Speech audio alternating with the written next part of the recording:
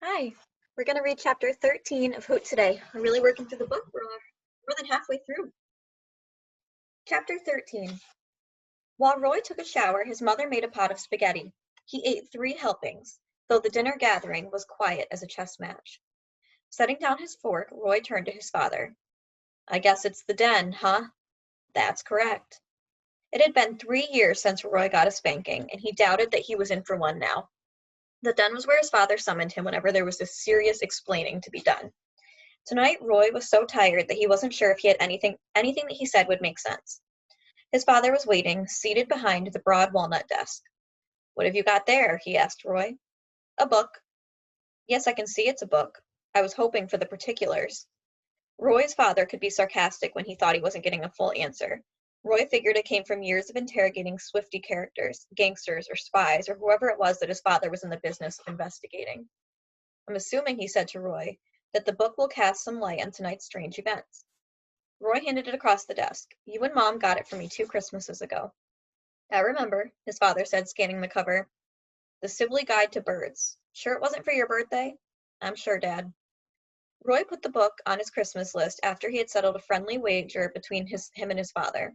One afternoon they'd see a large, reddish-brown raptor swoop down and snatch a ground squirrel off of the cattle range in the Gallatin River Valley. Roy's father had bet him a milkshake that the bird was a young bald eagle whose crown feathers hadn't turned white, but Roy said it was a fully grown golden eagle, more common on the dry prairies. Later, after visiting the Bozeman Library and consulting Sibley, Roy's father conceded that Roy had been right.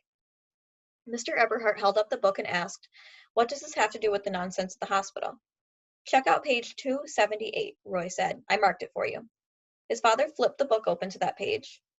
The burrowing owl, he said aloud from the text. Long leg and short tail, with relatively long, narrow wings and a flat head. Only small owl, likely to be perched in the open daylight.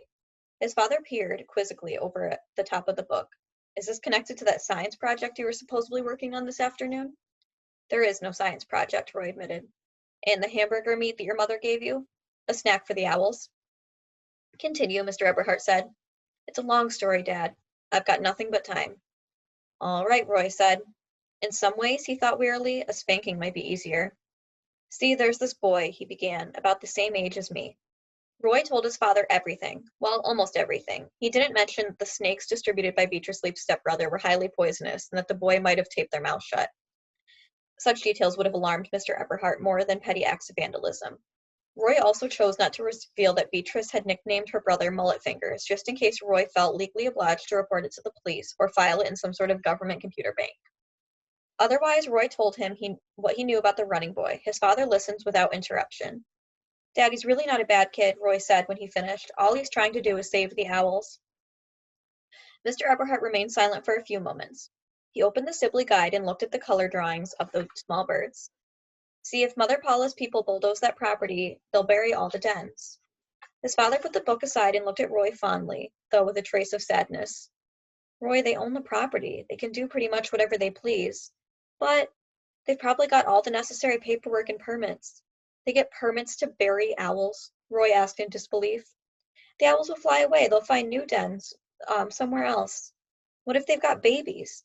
How will the baby birds fly away? Roy shot back angrily. How, Dad? I don't know, his father admitted. How would you and Mom like it, Roy pressed on, if a bunch of strangers showed up one day with bulldozers to flatten this house, and all they had to say was, don't worry, it's no big deal, just pack it up and move to another place? How would you feel about that? Roy's father stood up slowly, as if the weight of 100 bricks were on his shoulders. Let's go for a walk, he said. It was a calm, cloudless night, and a pale sliver of the moon peeked out over the rooftops. Insects as thick as confetti swirled around the cowls of streetlights. Toward the ends of the block, 2 cats can be heard yowling at each other. Roy's father walked with his chin slightly downward, his pants stuffed in his pockets. You're growing up fast, he remarked, catching Roy by surprise. Dad, I'm the 3rd shortest kid in my homeroom. It's not what I meant.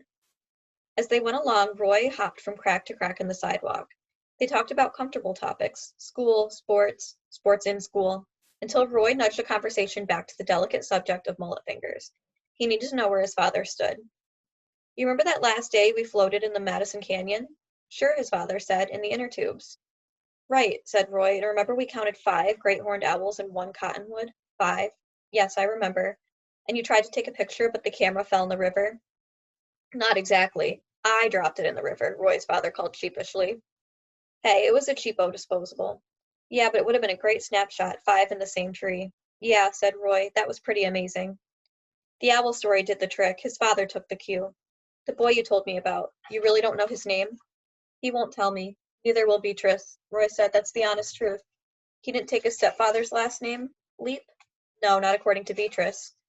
And you say he doesn't attend school?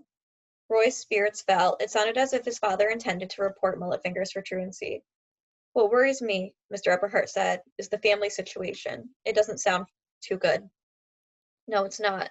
That's why he doesn't live at home anymore. Aren't there any relatives who can care for him? He feels safe where he is, Roy said. You're sure about that? Dad, please don't turn him in, please. How can I if I don't even know where to find him? Roy's father gave him a wink. But I'll tell you what I am going to do. I'm going to spend some time seriously thinking about all of this, and you should too. Okay, Roy said. How could he possibly think of anything else? Even his battle with Dana Matherson seemed like a fuzzy, long-ago dream. We better head home, his father said. It's getting late and you've had a long day. A real long day, Roy agreed. But after he got into bed, he couldn't fall asleep. His body was exhausted, but his mind was wide awake, buzzing with the day's turbulence. He decided to do some reading and reached for a book titled A Land Remembered, which he checked out from school. It was the story of a family who lived in Florida back in the 1850s, when it was still a wilderness. Humans were scarce, and the swamps and woods teemed with wildlife. Probably a pretty good time to be a burrowing owl, Roy mused.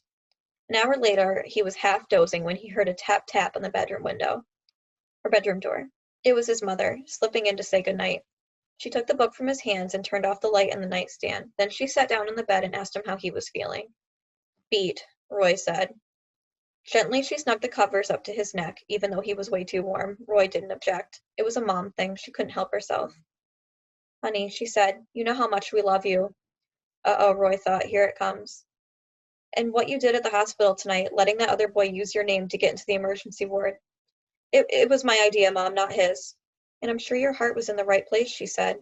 But it was still a lie, technically speaking, providing false information or whatever. It's a serious matter, honey. I know.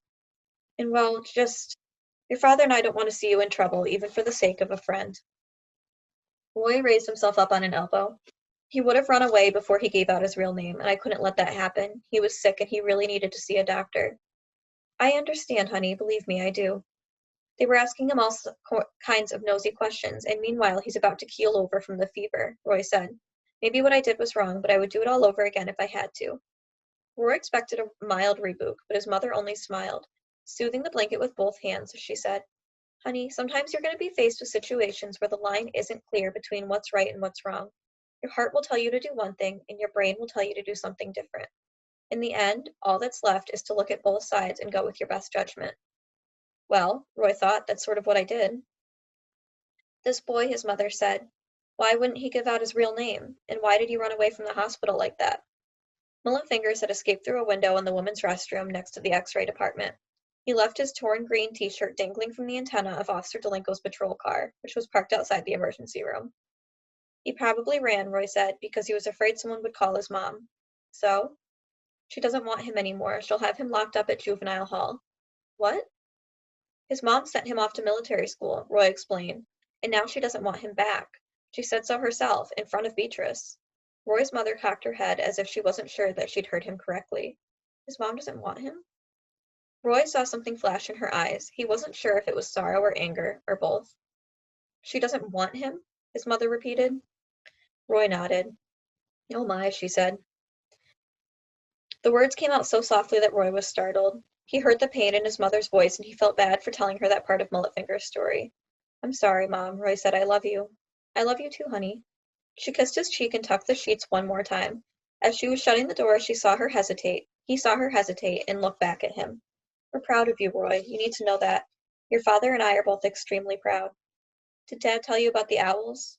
Yes, he told me. It's too bad. What should I do? What do you mean? Nothing, Roy said, sinking into his pillow. Good night, Mom. She had already answered the question anyways. All he had to do was settle the argument between his heart and his brain.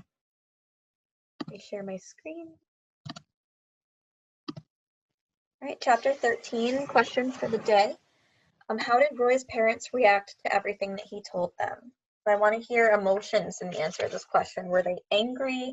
Were they happy? Were they proud? Were they sad? Really try to explore different emotion vocabulary words. Thanks for reading with me.